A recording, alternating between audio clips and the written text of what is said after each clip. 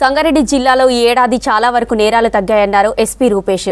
జిల్లాలో ఓవైపు పారిశ్రామిక ప్రాంతం, మరోవైపు రాష్ట్ర సరిహద్దు ప్రాంతాలు ఉండడంతో అక్కడ జరిగే నేరాలపై ప్రత్యేక దృష్టి సారించామన్నారు. హైదరాబాద్ సిటీకి ఆనుకొని ఉన్న అమీన్పూర్ ప్రాంతాల్లో సైబర్ మోసాలు జరిగాయని, వాటిపై ప్రత్యేక దృష్టి సారించామన్నారు ఎస్పీ. కర్ణాటక, మహారాష్ట్ర సరిహద్దు ప్రాంతాలలో గంజాయి అక్రమ రవాణాపై పలు కేసులు నమోదు చేశామన్నారు. ఇయర్ ఎండింగ్ సందర్భంగా జిల్లాలో జరిగిన నేరాలు, పోలీసుల విచారణలపై వివరణ ఇచ్చారు ఎస్పీ రూపేష్. ముఖ్యంగా గాంజాయికి సంబంధించి ట్రాఫిక్ సంబంధించిన కొన్ని ఇష్యూస్ సాల్వ్ చేయడము and maximum cases property offences detect చేయడము, వీటన్నిటిని కూడా చేయడం జరిగింది. సో ముఖ్యంగా జిల్లాలో షీ టీమ్స్ని అన్నింటినీ కూడా మళ్ళీ యాక్టివేట్ చేసి వాటిల్లో ఎవరైతే ఈ ఆకతాయిలు ఉంటారో వాళ్ళందరికీ కౌన్సిలింగ్, కొన్ని కేసులలో కేసులు పెట్టడం కూడా జరిగింది.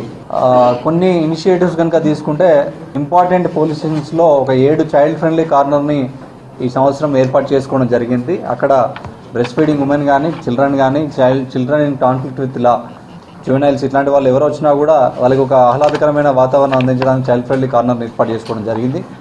అలాగే మన సంగారెడ్డి పారిశ్రామిక ప్రాంతం కాబట్టి డిఫరెంట్ షిఫ్ట్స్లలో అందరూ పనిచేస్తూ ఉంటారు కాబట్టి మై ఆటో ఈజ్ సేఫ్ అనే ఒక వెహికల్ సేఫ్టీ ప్రోగ్రామ్ని ఏర్పాటు చేసుకోవడం జరిగింది, క్యూఆర్ కోడ్ బేస్డ్. సో దానివల్ల మనము సంగారెడ్డిలో మన జిల్లా ఆసుపత్రిలో ఒక 2 years ఓల్డ్ కిడ్ మిస్ అయినా కూడా వితిన్ 30 hours పట్టుకోవడం జరిగింది. The main clue is with the QR code based auto number. దాంతోపాటు ఈసారి ఈ ఇయర్ దాదాపుగా లాస్ట్ ఇయర్ 8 కేసులు ఉంటే ఈసారి 24 గాంజా కేసులు పెట్టడం జరిగింది. మరియు పెద్ద మొత్తంలో గాంజాను సీజ్ చేయడం జరిగింది. దాదాపు 10 ట్రాఫిక్ టాస్క్ ఫోర్స్ బైక్స్ని ఏర్పాటు చేసుకోవడం జరిగింది. అవన్నీ కూడా ఇప్పుడు ఫీల్డ్లో ఉన్నాయి. సో వీటితో ట్రాఫిక్ కంజెన్షన్ ఎక్కడైతే ఉంటుందో ఇమీడియట్గా ట్రాఫిక్ కానిస్టేబుల్ వెళ్ళి అక్కడ క్లియర్ చేయడానికి ఉంటుంది. యాదాద్రి జిల్లా తుర్కపల్లి శివారులోని ఓ పొలంలో కొండచిల్వ కనిపించింది. పొలంలో ఓ జంతువు కళేబరం కనిపించింది. కొండచిల్వ జంతువుని తిని పక్కనే అడవిలోకి వెళ్లిపోయింది. అయితే పొలాల్లోకి కొండచిల్వ రావడంతో రైతులు ఆందోళన చెందారు.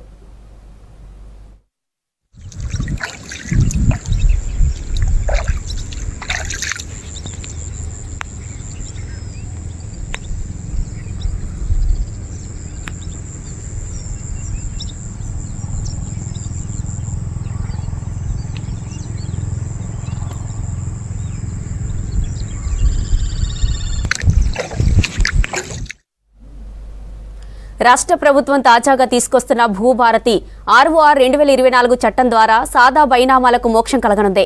ఇప్పటికే దరఖాస్తు చేసుకున్న సాదా బైనామా దరఖాస్తులను పరిష్కరిస్తామని ప్రభుత్వం స్పష్టం చేసింది. దీంతో సాదా కాగితంపై రాసుకుని రిజిస్ట్రేషన్లు చేసుకుని వారికి ఆశలు చిగురిస్తున్నాయి.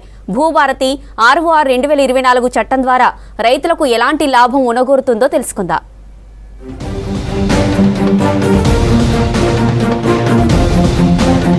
భూభారతి ఆర్ఓఆర్ 2024 చట్టం ద్వారా సాదా బైనామాలకు మోక్షం కలగనుంది. భూ సమస్యలతో రెవెన్యూ అధికారుల చుట్టూ తిరిగిన రైతుల ఇబ్బందులు తొలగనున్నాయి. త్వరితగతిన పనులు జరిగేలా ప్రభుత్వం ప్రత్యేక విధానాన్ని అందుబాటులోకి తీసుకొచ్చింది. ఇప్పటి వరకు ఉమ్మడి జిల్లాలో 25,430 సాదా బైనామా దరఖాస్తులు వచ్చాయి. అందులో నల్గొండ జిల్లాలో 13,080, సూర్యాపేటలో 8,564, యాదాద్రి జిల్లాలో 3,786 దరఖాస్తులు రాగా ఫిర్యాదులపై దృష్టి సారించారు రెవెన్యూ అధికారులు.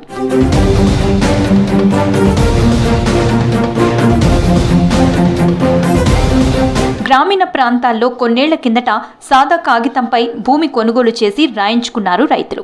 వారిలో చాలా మంది పేర్లు మార్చుకుని పట్టాలు తీసుకోలేదు. ధరణికి ముందున్న ఆర్ఓఆర్ చట్టంలో సాదా బైనామాలతో పట్టాలు చేశారు. ధరణి వచ్చిన తర్వాత ఆ పనులు నిలిచిపోయాయి. కొంతకాలం తర్వాత వాటిని అమలు చేసేందుకు గత ప్రభుత్వం ముందుకొస్తే ఉమ్మడి నల్గొండ జిల్లాలో 25,430 దరఖాస్తులు వచ్చాయి. అమలులో జాప్యం, ఆ తర్వాత ఎన్నికలు రావడంతో అవి పరిష్కారానికి నోచుకోలేదు.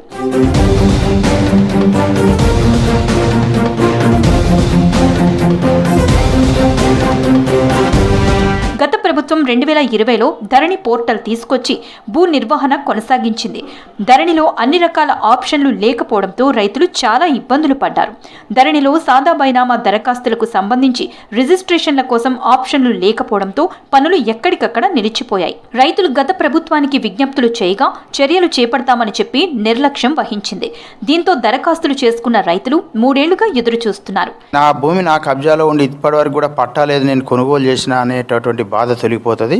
ఈ భూభారతి చట్టం రావడం వల్ల భవిష్యత్తులో గతంలో ఉన్నటువంటి తగాదాలకు లేకుండా ఆస్కారం లేకుండా రైతు తృప్తిగా తన యొక్క భూమిని తనకే ఉన్నది అనేటటువంటి మంచి మనసుతో ఉండగలుగుతారు. ప్రభుత్వం ఈ భూభారతి చట్టం తెచ్చినందువల్ల రెవెన్యూ శాఖపై కూడా అదనపు భారం కాకుండా బాధ్యత పెరిగింది. కాంగ్రెస్ ప్రభుత్వం ధరణి సమస్యలు పరిష్కరించేందుకు కొత్తగా భూభారతి ROR చట్టం 2024 తీసుకొచ్చింది. ఈ బిల్లును అసెంబ్లీ, మండలి ఆమోదించింది. త్వరలోనే చట్టం అమల్లోకి రానుంది. దీంతో సాదా బైనామా సమస్య పరిష్కారం కానుందని రైతులు ఆశాభావం వ్యక్తం చేస్తున్నారు.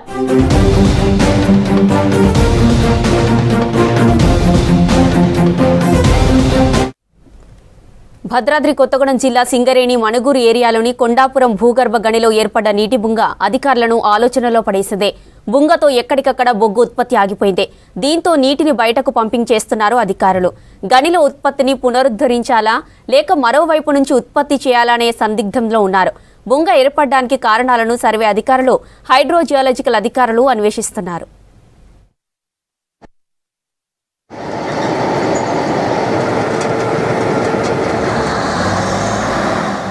మణుగూరు ఏరియాలోని కొండాపురం భూగర్భ గనిలో ఈ నెల 7న 41వ లెవెల్ హాలేజ్ డిప్ ప్రాంతం దగ్గర నీటి బుంగ పడింది. అక్కడి నుంచి 38.1 సెల్సియస్ డిగ్రీల వేడి నీళ్లు ఉబికి వస్తున్నాయి.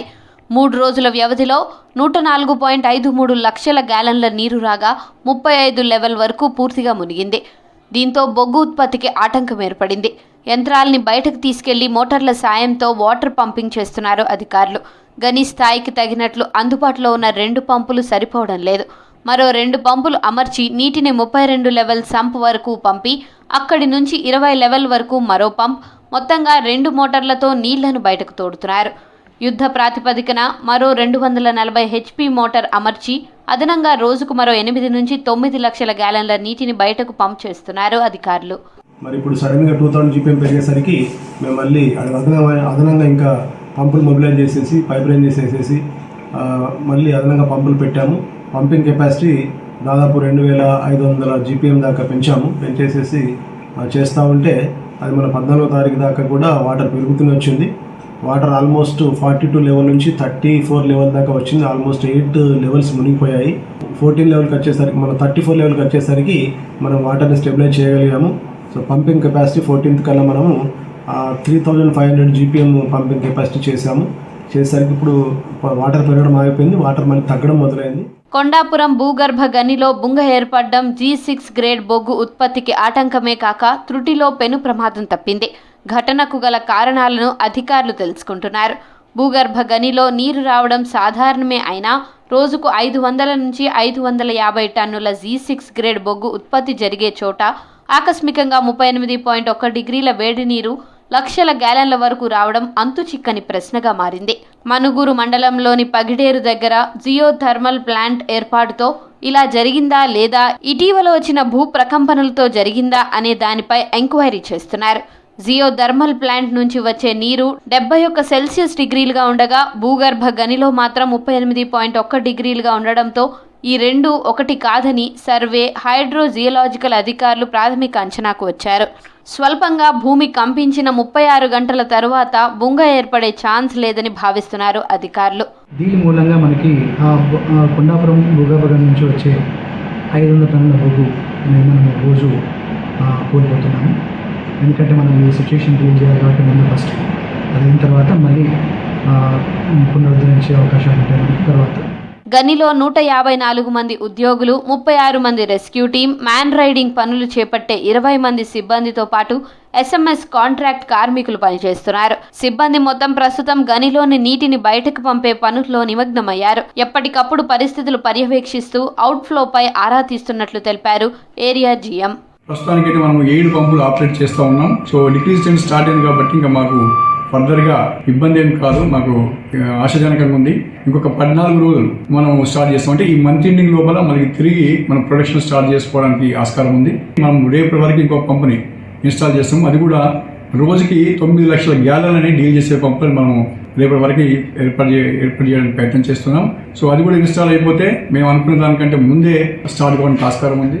బుంగ నుంచి నీరు రావడం ఆగకపోతే వెస్ట్ వైపు ఈస్ట్ దిశగా లెవెల్ నుంచి బొగ్గు ఉత్పత్తి చేయాలా, లేక బుంగ ఏర్పడిన ప్రాంతం నుంచే యథావిధిగా బొగ్గు ఉత్పత్తి పునరుద్ధరించాలా అనే అంశాలపై ఆలోచన చేస్తున్నారు అధికారులు. ఆరోగ్యమే మహాభాగ్యం అన్నట్టు ఇంటి ఇల్లాలు ఆరోగ్యంగా ఉంటేనే కుటుంబం అంతా ఆరోగ్యంగా ఉంటుందని నానుడి.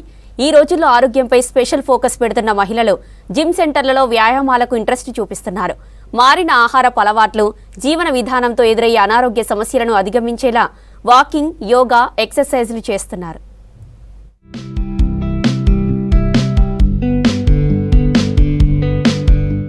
ఈ రోజుల్లో అందరూ ఆరోగ్యంపై ఎక్కువ ఫోకస్ పెడుతున్నారు. పురుషులు, మహిళలు చిన్న పెద్ద తేడా లేకుండా జిమ్ సెంటర్లకు వెళ్తున్నారు. వరంగల్లో జిమ్ సెంటర్లకు క్యూ కడుతున్నారు లోకల్స్. సిటీలో 90కి పైగా జిమ్ సెంటర్లు ఉన్నాయి. ఇక్కడ మహిళలు ఫిట్నెస్ కు ప్రాధాన్యతనిస్తున్నారు. వరంగల్లో కరోనా తర్వాతి నుంచి జిమ్ కు వెళ్తున్న మహిళల సంఖ్య రోజురోజుకు పెరుగుతోంది.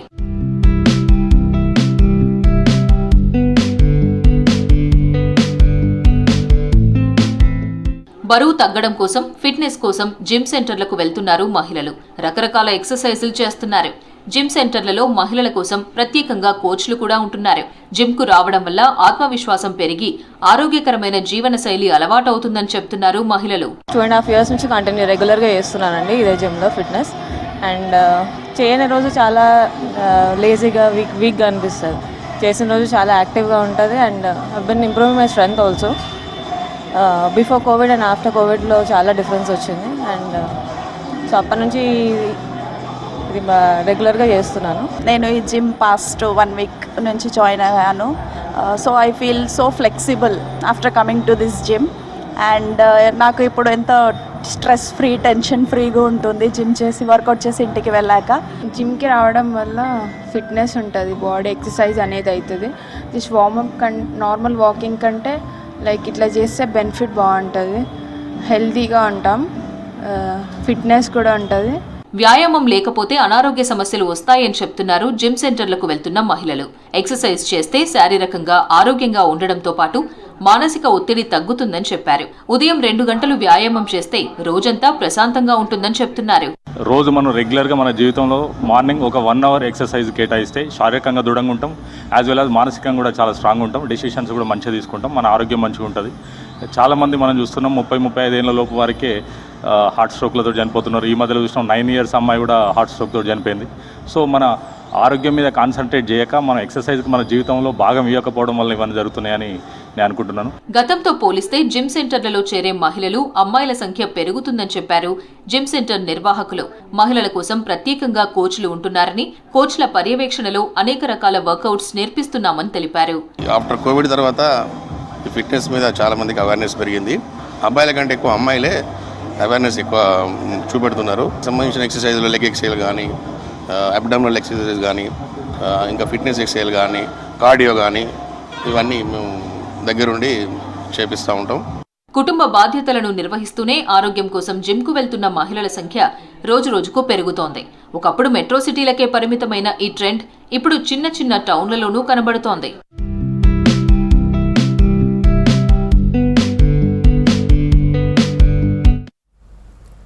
అప్పులు తెచ్చి పంటలు వేసి నష్టాల పాలైన రైతులకు బంతిపూల సాగు లాభాలు తెచ్చిపెడుతుంది. పెట్టుబడి తక్కువ, రాబడి ఎక్కువ. ఇక సీజన్తో సంబంధం లేకుండా ఫుల్ డిమాండ్. పత్తి, మిర్చి, వరి పంటలు వేసి విసిగిపోయిన రైతులు ఇప్పుడు బంతిపూల సాగుకు ఇంట్రెస్ట్ చూపిస్తున్నారు.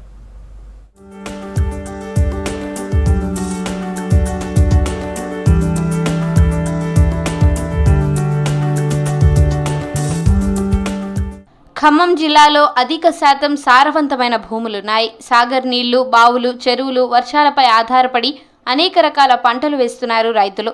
కానీ ప్రకృతి వైపరీత్యాలతో చేతికొచ్చిన పంట నోటి వరకు రాలేని పరిస్థితి. సర్కార్ నుంచి వచ్చే సబ్సిడీలు అంతంత మాత్రమే. కొన్నిసార్లు పంట పెట్టుబడికి తెచ్చిన అప్పులు కూడా తీర్చలేకపోతున్నారు రైతులు. అధిక పెట్టుబడి పంటలు వేసి నష్టపోయిన రైతులు ఇప్పుడు తక్కువ ఖర్చుతో సాగయ్యే డిమాండ్ ఉన్న పంటల వైపు మొగ్గు చూపుతున్నారు. తక్కువ పెట్టుబడితో ఎక్కువ ఆదాయం వచ్చే పూల సాగు వైపు మల్లుతున్నారు. ఆ పంటల మీద అయితే మాకు ఏం రాలేదు సార్. ఈ పూల మీద అయితే కొద్దిగా కూలోళ్ళకి వెళ్ళి తీసుకున్నాం, ఇంట్లో వెళ్ళి తీసుకున్నాం, వచ్చింది కొద్దిగా లాభం వచ్చింది. మిగతా పంటలతో పోలిస్తే కొద్ది పూల మీదే మాకు నయం అనిపించింది సార్. దీని ప్రతి సంవత్సరం వేసుకుంటాం, ప్రతి సంవత్సరం పోయిన సంవత్సరం వేసుకున్నాం, ఈ సంవత్సరం పర్వాలేదు సార్, బాగానే వచ్చినాయి. తక్కువ పెట్టుబడితో ఈ పూల మీద వెళ్ళి తీసుకున్నాం సార్. మేము ఒక 15 క్వింటాలు వెళ్ళి తీసినాం సార్. దీని మీద 10 గుంటల్లోనే. సీజన్తో సంబంధం లేకుండా నిత్యం అందరూ ఉపయోగించే బంతిపూల సాగుపై ఇంట్రెస్ట్ చూపిస్తున్నారు ఖమ్మం రైతులు. ఉమ్మడి జిల్లాలో దాదాపు 1500 ఎకరాల్లో బంతిపూలు సాగు చేస్తున్నట్లు తెలుస్తోంది. ఇతర రాష్ట్రాల నుంచి ఎల్లో, ఆరెంజ్ కలర్ బంతిపూల నారు తీసుకొచ్చి సాగు చేస్తున్నారు. మొన్న కార్తీక మాసంలో పూల అమ్మకాలు జోరుగా సాగాయని తెలిపారు బంతిపూల రైతులు. ఇప్పుడు అయ్యప్ప దీక్షల సీజన్ కావడంతో పడి పూజ, ఇతర పూజలకు పూలు ఎక్కువగా కొంటున్నారని చెప్పారు.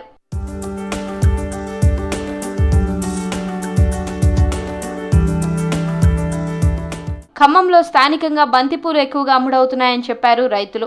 విజయవాడ, ఖమ్మం మార్కెట్లకు పూలు ఎగుమతి చేస్తున్నారు. ఉమ్మడి ఖమ్మం జిల్లా ఆంధ్రాకు సరిహద్దు ప్రాంతం కావడంతో ఏపీ నుంచి కొందరు వ్యాపారులు నేరుగా తోటలకు వెళ్లి బంతిపూలు కొంటున్నారు. నేను ఈ జరపరాల పూలు విజయవాడ నుంచి ఖమ్మం, హైదరాబాద్ తీసుకొచ్చేవాడిని. ఇప్పుడైతే దారి ఖర్చులు అవన్నీ తగ్గిపోయినాయి. మల్లాది హనుమంతరావు అనే రైతు వేయడం వల్ల ఆయన వల్ల జరపరాలు, బంతిపూలు తక్కువ సరసమైన రేట్లకి తీసుకొని బయట మారుబేరం చేసుకుంటున్నాం. అవి వేయడం వల్ల ఆయనకి లాభం ప్లస్ మాకు కూడా లాభం కలుగుతుంది. దారి ఖర్చులు కూడా తగ్గుతున్నాయి మాకు. అది రైతుకు కూడా లాభమే ఉంది, ప్లస్ మాకు కూడా లాభమే ఉంది. దారి ఖర్చులు చాలా తగ్గినాయి. మిగతా వాణిజ్య పంటలతో పోలిస్తే బంతి సాగు లాభదాయకంగా ఉందన్నారు రైతులు. ఒకరిని చూసి మరొకరు ఇలా ఎక్కువ మంది రైతులు బంతి తోటలు వేస్తున్నారు. పూజలతో పాటు పెళ్లిళ్ల సీజన్లో పూల అమ్మకం ఎక్కువగా ఉందని, కస్టమర్లు నేరుగా తోటకు వచ్చి తీసుకెళ్తున్నారని చెప్పారు రైతులు. ఇలా తమకు రవాణా ఖర్చులు తగ్గడంతో పాటు లాభాలు వస్తున్నాయని తెలిపారు. ఇది అన్ని విధాలుగా ఉంటుంది. అందరూ ఒకే పైరు వేసి, మిర్చీలు వేసి, పత్తి వేసి అన్నిటి వల్ల లాస్ పోయే కంటే ఇది బెటర్ అని నా సూచన. రైతులు కూడా ఇంకా దీన్నే ఎన్నుకుంటే బాగుంటుందని కోరుకుంటున్నా. తలా ఒక పంట వేస్తే డిమాండ్ బాగుంటుందని. అదే కాకుండా ఈ ఫ్లవర్స్ పండించే రైతుకి ప్రభుత్వం వారు కొన్ని సబ్సిడీలు ఇచ్చి కొంత లోన్ వసతులు కల్పిస్తే ఇంకా బాగుంటుందని నా ఆలోచన. పత్తి, మిర్చి తదితర పంటలు వేసి నష్టపోయిన తమకు బంతిపూల సాగు లాభాలు తెచ్చిపెడుతుందని తెలిపారు రైతులు.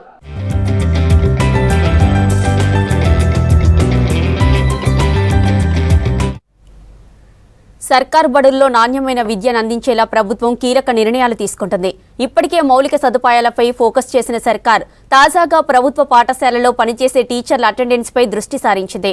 కొన్ని పాఠశాలలో ఉపాధ్యాయులు సరిగా విధులకు హాజరు కాకపోవడం, తమ ప్లేస్లో వేరే వాళ్ళని స్కూల్కు పంపడం వంటివి సర్కార్ దృష్టికి వచ్చాయి. ఈ నేపథ్యంలోనే స్కూళ్లలో టీచర్ల ఫోటోలను, వివరాలను ప్రదర్శించాలని ఆదేశాలు జారీ చేసింది సర్కార్.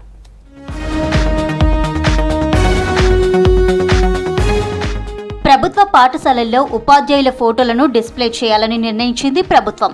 టీచర్లకు సంబంధించిన పూర్తి వివరాలను స్కూల్లో ప్రదర్శించాలని ఆదేశించింది. ప్రాథమిక పాఠశాలలు, ఉన్నత పాఠశాలలు, మోడల్ స్కూళ్లు, కేజీబీవీలతో పాటు ఎయిడెడ్ స్కూళ్లలోనూ టీచర్ల ఫోటోలు, వారి వివరాలను డిస్ప్లే చేయాలని విద్యాశాఖ ఆదేశించింది. ఉమ్మడి నల్గొండ జిల్లాలో స్కూళ్లలో టీచర్ల వివరాలను డిస్ప్లే చేసేలా చర్యలు తీసుకుంటున్నారు అధికారులు.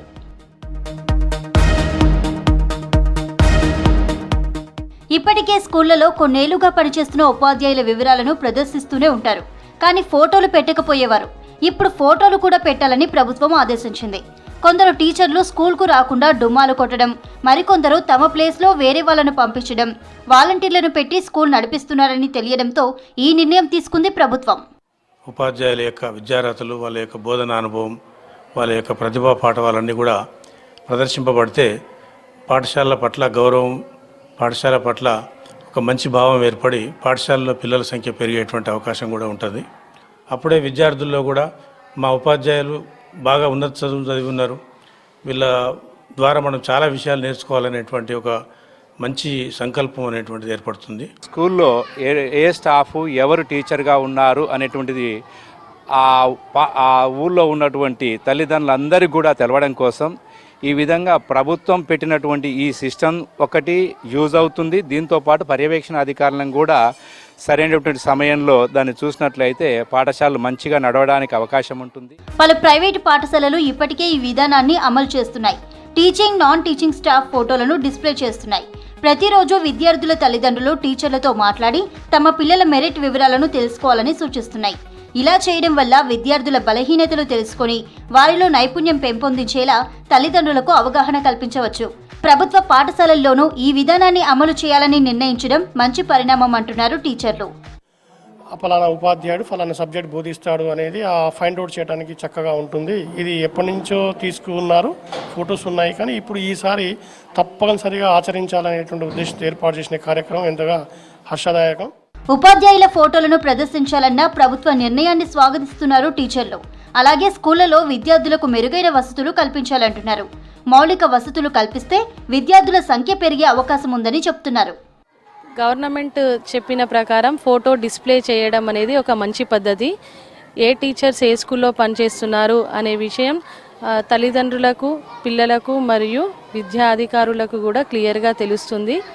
తరగతి గదిలో పిల్లలు నేర్చుకునే విషయం చాలా చక్కగా వాళ్ళకు అర్థమవుతుంది. వాళ్ళు ఎంతవరకు నేర్చుకుంటున్నారు అనే విషయం కూడా టీచర్స్కి అర్థమవుతుంది.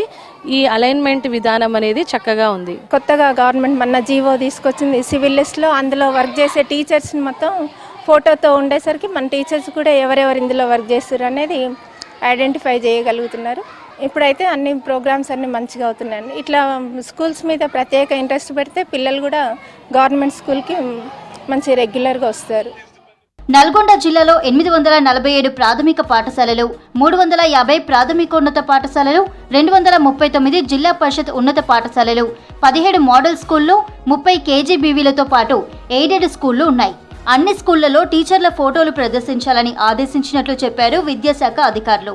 దీని యొక్క ఉద్దేశం ఏంటి అంటే నవడేస్ కొన్ని సంస్థల్లో కొన్ని సంఘటనలు జరుగుతున్నాయి కాబట్టి కొందరు ఫేక్ టీచర్స్ కూడా అక్కడ పనిచేస్తున్నట్లుగా గవర్నమెంట్ దృష్టికి వచ్చింది కాబట్టి అది అవాయిడ్ చేయడానికి మాత్రమే ఇది పెట్టడం జరిగింది తప్ప ఈ ఫొటోస్ అనేవి మనము డిస్ప్లే చేయడం వల్ల మనకు అంటే ప్రభుత్వ సంస్థల్లో పనిచేసే ఉపాధ్యాయులకు కానీ ఉద్యోగులకు కానీ ఎలాంటి నష్టం జరగదు. టీచర్ల ఫోటోలను స్కూళ్లలో పెట్టాలనే నిర్ణయంపై హర్షం వ్యక్తమవుతుంది.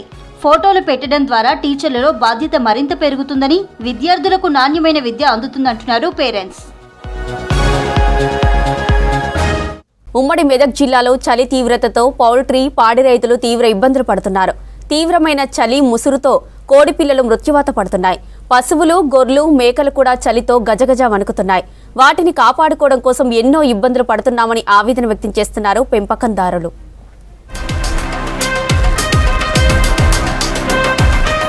మెదక్ జిల్లాలో పౌల్ట్రీ ఫామ్ పై చలి ప్రభావం పడుతుంది. రోజుకి పడిపోతున్న ఉష్ణోగ్రతలతో కోళ్లు మృత్యువాత పడుతున్నాయి. వారం రోజులుగా చలి తీవ్రత పెరిగింది. చలి నుంచి కోళ్లను కాపాడుకునేందుకు నానా తంటాలు పడుతున్నారు పెంపకదారులు.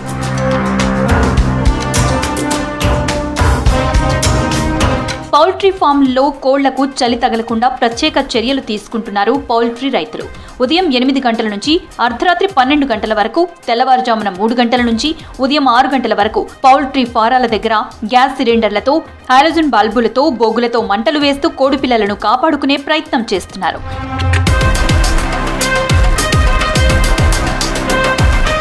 కోడి పిల్లలపై చలి ప్రభావం పడకుండా ఎన్ని జాగ్రత్తలు తీసుకున్నా ఫలితం లేదంటున్నారు పౌల్ట్రీ రైతులు. చలి ఎక్కువగా ఉండే టైంలో మంటలు వేస్తున్నా ప్రతిరోజు షెడ్లో 40 నుంచి 50 కోడి పిల్లలు చనిపోతున్నాయని ఆవేదన వ్యక్తం చేస్తున్నారు. ఓవైపు చలి పెరుగుతుంటే మరోవైపు సీజనల్ వ్యాధులు వస్తున్నాయని వాపోతున్నారు. రోజుకు పడిపోతున్న ఉష్ణోగ్రతలతో కోళ్ల ఫారం మెయింటైన్ చేయడం చాలా ఇబ్బంది అవుతుంది. రాత్రి 6 గంటలకు బొగ్గులు మరియు సిలిండర్లు, హైలోజన్లు పెట్టినా కానీ కోడి పిల్లలు పెద్ద ఎత్తున మృత్యువాత పడుతుంది. దీనికి కారణం ఏంటంటే చలి తీవ్రత ఎక్కువ ఉండడం వల్లనే ఈ కోడి పిల్లలు చనిపోవడం జరుగుతుంది. అలాగే ఈ గ్యాస్ మరియు బొగ్గులు పెట్టినా కానీ ఈ ఉష్ణోగ్రతను మెయింటైన్ చేయడం చాలా ఇబ్బంది అవుతుంది. 7500 బ్యాచ్ షెడ్ ఉంది. దీంట్లో 6 గంటల నుంచి 7 గంటల సమయం నుంచి చాలా మంచు వచ్చి చలి తీవ్రత చాలా పెరిగి కోళ్ళు చాలా మృత్యువాత పడుతున్నాయి. రోజు 50 నుంచి 100 కోళ్ళు చనిపోవడం జరుగుతుంది. ఈ కోళ్ళు పెంచలేకపోతున్నాం. పౌల్ట్రీ ఫామ్తో పాటు ఇతర పాడి రైతులు కూడా చలితో తీవ్ర ఇబ్బందులు పడుతున్నారు. పశువులపై చలి ఎఫెక్ట్ పడకుండా డైరీ ఫామ్ రైతులు, గొర్రెలు, మేకల పెంపకదారులు చర్యలు తీసుకుంటున్నారు. గతంలో కంటే ఈ సీజన్లో అత్యల్ప ఉష్ణోగ్రతలు నమోదవుతున్నాయని చెప్పారు. చలి విపరీతంగా వేస్తుంది. ఇప్పుడు చిన్నపిల్లలు ఉన్నాయి. చిన్నపిల్లల టెంపరేచర్ మెయింటైన్ చేయాలంటే చాలా కష్టం ఉంది. ఒక్కొక్క బెగ్గుల బ్యాగ్ వచ్చేసి 50-30 కిలోల బ్యాగ్కి వచ్చేసి 1000 రూపాయలు తీసుకుంటున్నారు. ఇప్పుడు 200 వాట్స్ బల్బులు 24 బల్బులు పెట్టాలి. 24 బల్బులు 9 రోజులు మెయింటైన్ చేయడానికే ఇంచుమించు కరెంటు బిల్లు 4000 దాకా వస్తుంది. మాకు చాలా ఇబ్బంది అవుతుంది. మొన్న చలి తీవ్రత ఎక్కువ అయిపోవడంతో టెంపరేచర్ చాలా పడిపోయింది. 9-10 డిగ్రీలకు వచ్చేసింది. దాంతో విపరీతంగా కోళ్ళు ఒక 200-300 చచ్చిపోయినాయి. పిల్లలు చాలా లాస్ అవుతుంది. ఈ చలి తీవ్రత ఎక్కువ ఉండడం వల్ల ఎంత టెంపరేచర్ బొగ్గులు కానీ హెలోజన్ బల్బ్స్ ఎన్ని పెట్టినా కూడా పిల్లలు చచ్చిపోతున్నాయి. రోజుకు చాలా వందలు చనిపోతున్నాయి. దాని కంపెనీ వాళ్ళేమో దాన్ని రేటు కట్టుకుంటారు, చిక్ కాస్ట్. గవర్నమెంట్ ఏమో సహకారం చేయదు. ఇక దీన్ని ఇంత కష్టపడి పెంచినా కూడా ట్రేడర్లో వచ్చేసేమో వాళ్ళు మైనస్ రేట్ వాళ్ళు అడుగుతారు. కంపెనీ ఏం చేస్తుంది, ఇప్పుడు ఎక్కువ మనం ఈ పిల్లలు చనిపోతే వాళ్ళు ఏం చేస్తారంటే పర్సెంటేజ్ అని ఉంటుంది దీంట్లో, ఇట్లా 1000 కింద అని ఆ 1% పోయిందనుకో మనకు ఇంకా వాళ్ళు డబ్బులు పెనాల్టీ వేస్తారు కంపెనీ వాళ్ళు. వీళ్ళేమో ఇట్లా ఉంటుంది, వాళ్ళేమో అట్లా ఉంటుంది. ఈ పరిస్థితి వల్ల మేము ఆల్రెడీ 1 ఎకరా భూమి అమ్మేసినాం. ఇప్పటికే ఇప్పుడు పోల్ట్రీ నడిపిస్తున్నాం. దీనివల్ల చాలా నష్టాలు ఉన్నాం. చలి పెరగడంతో కోళ్లతో పాటు ఇతర మూగజీవాలు చనిపోతున్నాయని ఆవేదన వ్యక్తం చేస్తున్నారు రైతులు. వాళ్లను నిన్న మొన్నటి వరకు ఎవరూ పట్టించుకోలేదు. వారి సమస్యలు ఎవ్వరికీ పట్టలేదు. వారి అభివృద్ధి, ఆరోగ్యంపై ఆలోచించలేదు. ఇప్పుడు వారిని చూసి దూరం పారిపోకుండా దగ్గరికి చేర్చి ఉద్యోగ అవకాశాలు, ఆరోగ్య భద్రత కల్పిస్తుండటంతో ఆనందం వ్యక్తం చేస్తున్నారు ట్రాన్స్జెండర్స్.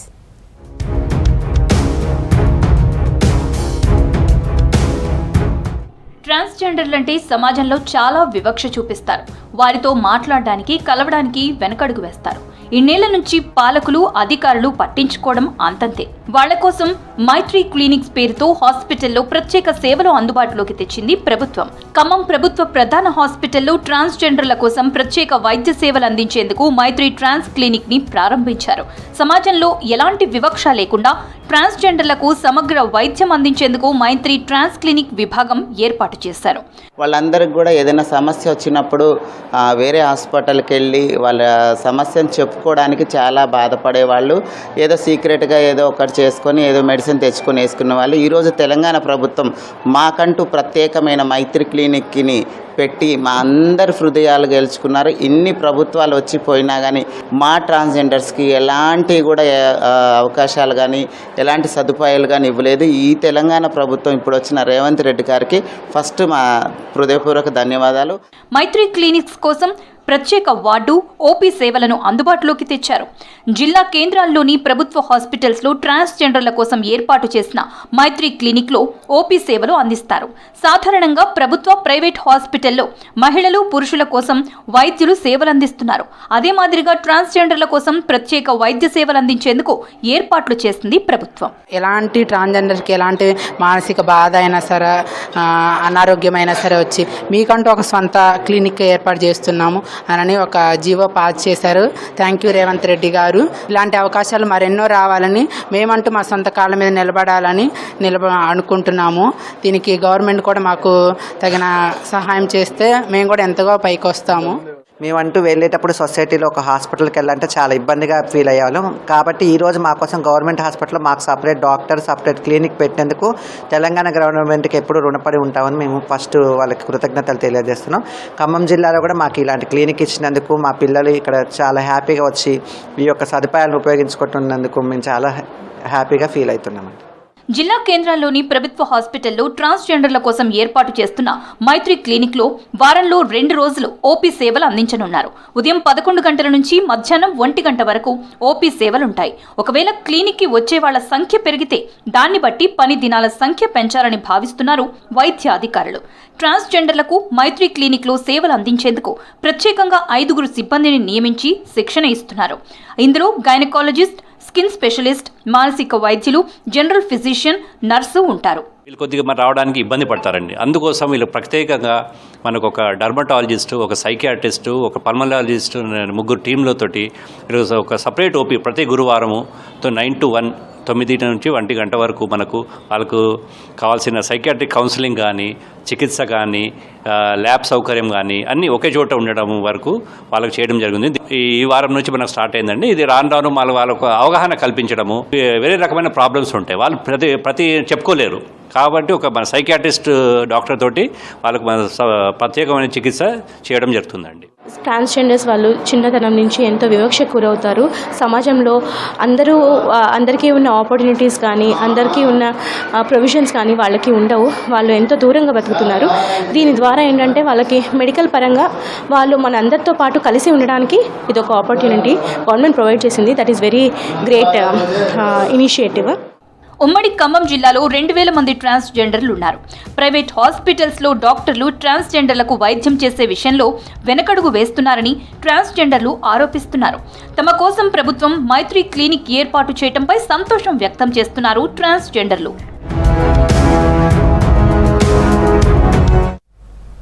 ఇవి తెలంగాణ అప్డేట్స్.